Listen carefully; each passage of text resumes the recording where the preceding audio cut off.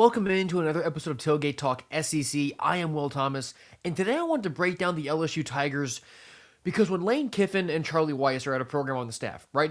But even just broader strokes, when Lane Kiffin is the head coach somewhere, the prevailing theory, the first assumption is that it's going to be an offensive-driven team. And that is because, LSU's offense has plenty of talent, right? Sam Levitt was one of the top quarterback transfers in the portal. The running back room goes three deep. Dylan Jones transferring over, and Harlan Berry and Caden Durham. They bring over double-digit receiver transfers. At tight end, you have Trey Green. On offensive line, you have Jordan Seaton there at left tackle. There's so much talent on this LSU offense. But when I look at the context of this year for the Tigers and their whole roster construction, I think that you might look at LSU's defense once you get a few weeks into the year and kind of think that that is the stronger unit that the Tigers have. First, let me address why the offense I'm a little bit, I don't want to say skeptical, but I have some questions on. It's mainly because of Sam Levitt. I look at his 3 games against SEC competition, right, and these were games where he's had like Jordan Tyson and Cam Scadaboo also on that offense with him who are now pro players. But in the games against Mississippi State, he was bad in both of those.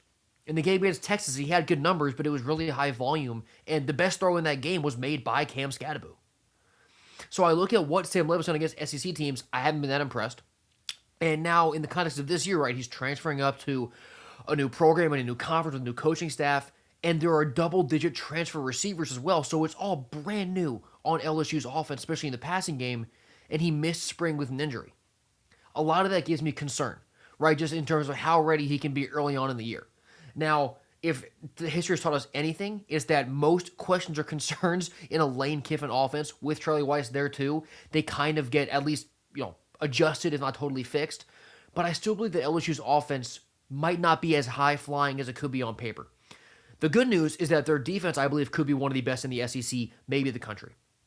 And a lot of it, to me, starts up front. Like, we'll go through each unit here, but this defensive line and the potential pass rush that LSU's putting together with Blake Baker as the coordinator, who, by the way, still doesn't get enough credit for the job that he does. He really is one of the best defensive coordinators in the entire country, and this is the roster he's working with. In that pass rush room, off the edges, they brought over Prince William, who had 9.5 sacks, just 9 sacks flat at Ole Miss last year. He is a superstar. Across from him is Jordan Ross, who's a former 5-star guy from Tennessee. He didn't get a ton of reps on Tennessee's defense last year. He was still just kind of breaking and being a younger guy.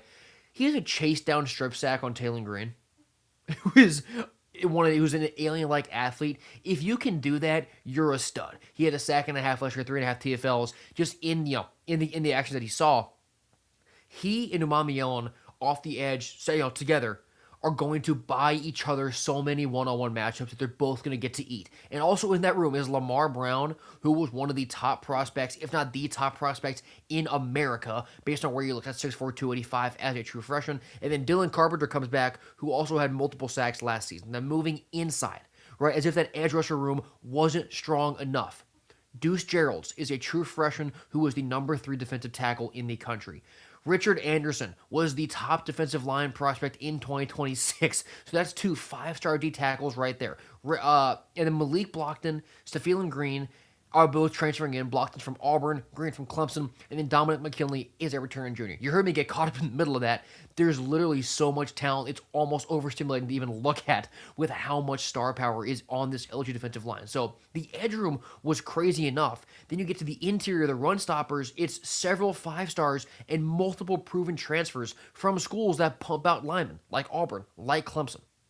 So that front unit, just that defensive line for LSU is incredibly strong. It's going to be so good at both stopping the run with those big guys in the middle and rushing the passer with that duo of edge rushers with just a casual Lamar Brown in the back waiting for one of those guys to get tired.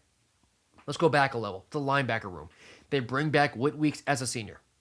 Right, he started all 8 games that he was healthy for last year, had some injury concerns. That ankle does worry me. That's kind of been his, recurring injury. If that ankle's right, he can be really good. If it's not right, it can really hinder him, but he's back. They ported over TJ Daugherty. He's another guy coming over from Ole Miss. 98 tackles, 5.5 TFLs, 2 forced fumbles last year with the Rebels.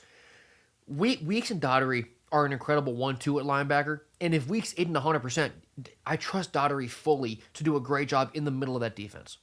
Depth in LSU's linebacker room there. Devon Keys is a junior who was really productive when Weeks was down last year. He had 92 tackles for the Tigers. And Charles Ross II is a sophomore, just a special teams guy last year. But that top three of Weeks, TJ Daugherty, and Devon Keys is very strong once again. They're going to be a great second level just for whenever running backs do get through that front seven. And I think you can even dial up some blitzes with guys mainly like Daugherty, also Devon Keys, to go add to that pass rush.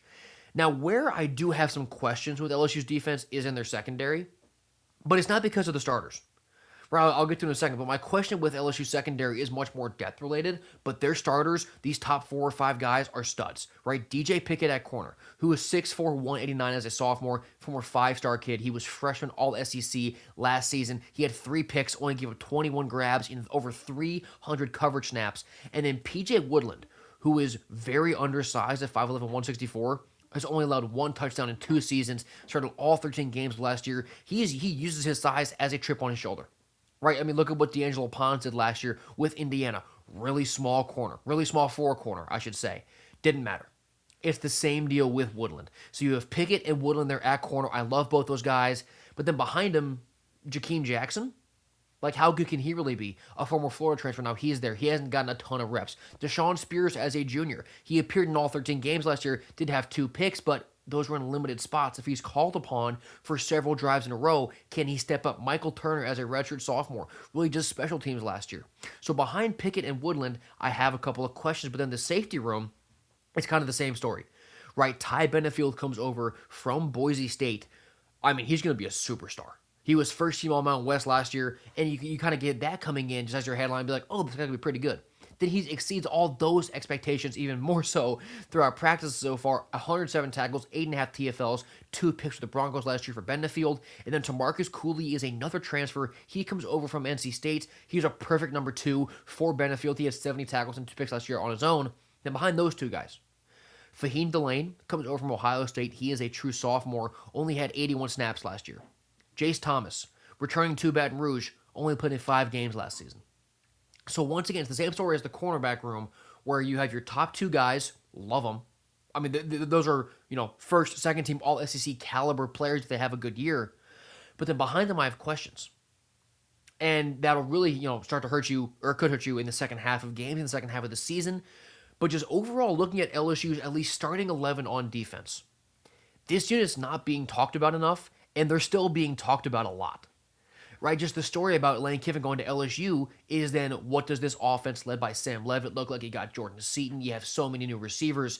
Guys, this defense is going to make life really easy for that offense. And mainly, it really starts up front, right? That defensive line, I think, could be one of the best in the entire country.